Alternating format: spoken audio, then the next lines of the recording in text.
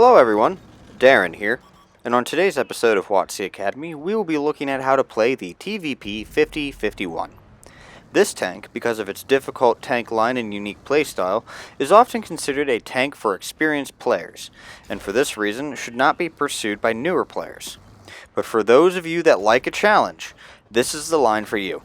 So today, we will look at the armor profile of the tank, important key info about the tank, how to set up and play the TVP 5051, and lastly look at some gameplay.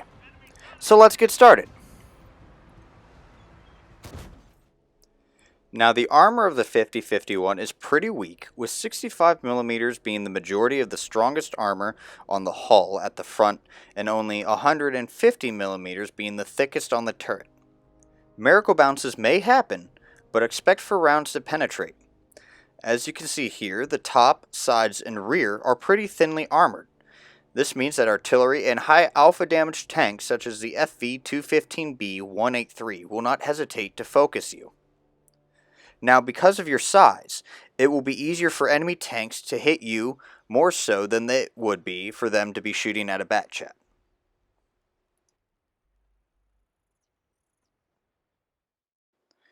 Now looking at the gun of the TVP 5051, we can see that it has okay accuracy at .35, but with a 100mm main gun, you'll be doing less damage per shot than guns with 105mm or bigger. The overall reload is 31 seconds, which is faster than the bat chat because it has 2 less rounds at 4 rounds in the drum. The intra-clip reload is better than the bat chat at 1.71 seconds, compared to the bat chat's 2.73 seconds respectively. This means that you can dump your 4 rounds faster. Now with 8 degrees of gun depression, you will be able to fight ridgelines easier than a bat chat, which has 6 degrees of gun depression. Now please bear in mind that because of your smaller gun and less available rounds in the drum, it is impossible to clip out full health equal tier tanks without the need of a ammo rack shot. Instead, you should focus on consistent damage and lower health or one-shot tanks. Now in regards to the 5051's engine, the engine has an impressive 60 km/h forward speed. This means you'll easily be able to keep up with and wolfpack alongside bat jets, or even outrun any pursuing enemies. You also have a 20 km/h reverse speed, allowing you to back around a corner relatively quickly. Now with a 10% chance of fire, you can essentially forego equipping a fire extinguisher, and instead use food if you desire. Now, in regards to how to set up the TVP 5051, you can choose to set up and equip your tank however you want, but this is what I have equipped and run when playing the 5051. For my personal setup, I run 36-12-0. I do not run HE because, as I have stated in previous how-to videos regarding autoloaders, loading HE is a personal risk to yourself. For my consumables, I run a first aid kit, a repair kit, and a fire extinguisher, because knowing my luck, if I do not run a fire extinguisher, I will get caught on fire that game. But again, you can drop the fire extinguisher for food if you desire. For the equipment that I have, I run vertical stabilizers, vents, and optics. I do not run a gun rammer because the tank is an autoloader, therefore the gun rammer is unavailable. So how do you play the 5051? Well, you want to play the tank like the French autoloaders, in the sense that you are fast enough to be able to wolfpack and hunt down low health singled out tanks, but also fragile enough that you need to pick and decide your engagements carefully. The main takeaway is that you are a support tank. Hang with groups of other tanks and wait for opportunities to put 1 to 2 shots into exposed enemies, and retreat to cover to reload when necessary. But if an opportunity arises to be able to peek out or flank the enemy and dump all your rounds with little to no risk to yourself, do not hesitate to take it. Also, do not brawl with other tanks, because once you have exhausted your drum, enemy tanks will rush you if you are alone. Alright, that covers how to play the tank. Now let's look at some gameplay. So here we are on a match on Ghost Town. It is a standard battle. I'm currently reloading. I know you missed the first beginning. This is where I was able to record. But what I'm noticing here is that there is, right here on the corner, there is an opportunity for me to flank the VK100P. I'm going to put all my rounds into him. The first one went into the spaced armor because I forgot that the lower half of that side plate counts as spaced armor. So I corrected that, I aimed in, and the other 3 went into the side, and I was able to take out the VK100P, relieving the pressure off of the corner right over here, and the 257. I'm coming back to support the 257 because he is alone, he needs a battle buddy. Also trying to get side shots on the TDs. They're going to be creeping around the corner. You're going to see me constantly moving back and forth between these two sides here, trying to keep the enemy back. You see that the Ferdinand is there exposing. I waste 1 round to track him and keep him in place, and then what I do is I dump the rest of my rounds into the Ferdinand.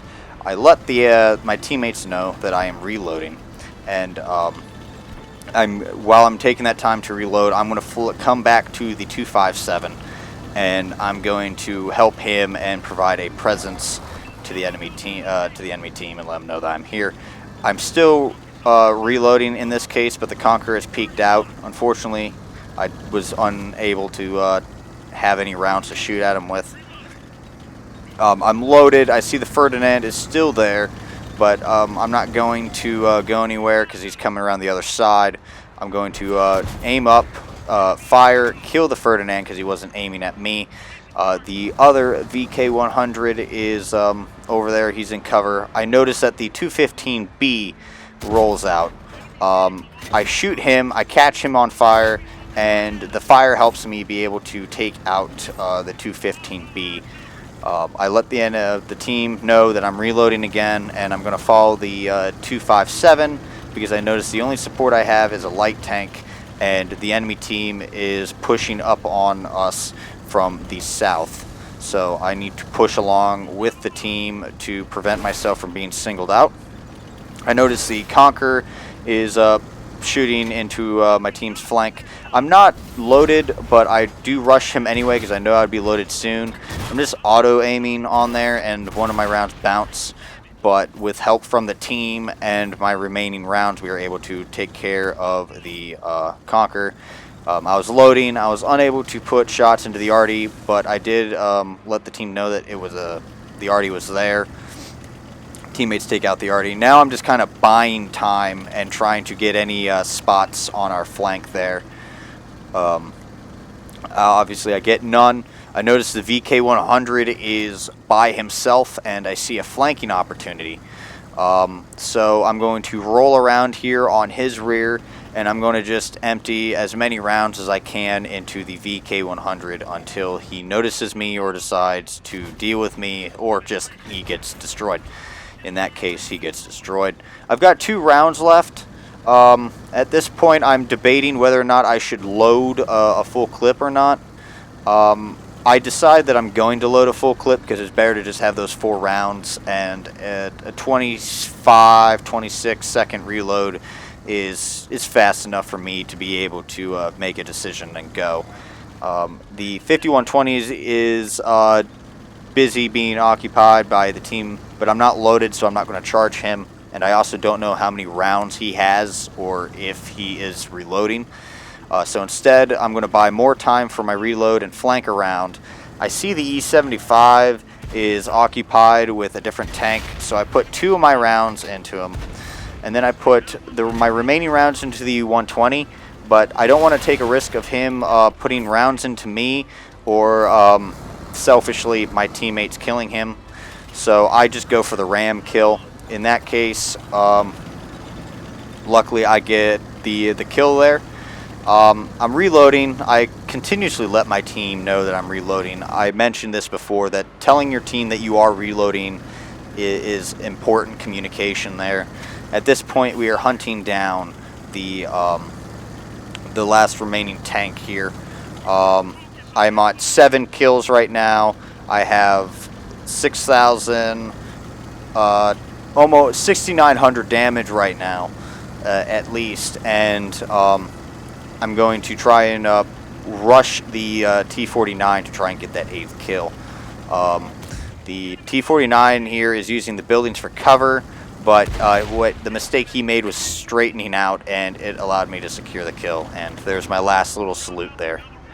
What you see here is that I get a bunch of medals. I get the Mastery Badge for the TVP 5051, as well as the Top Gun and all this other stuff.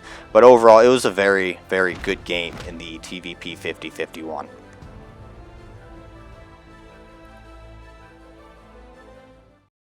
And that concludes today's video on how to play the TVP 5051. I'd like to thank you all for watching. If you liked the video, hit that thumbs up. And if you want to see more videos like this one, don't forget to click on the subscribe button. But until next time, this has been Darren of WoTC Academy.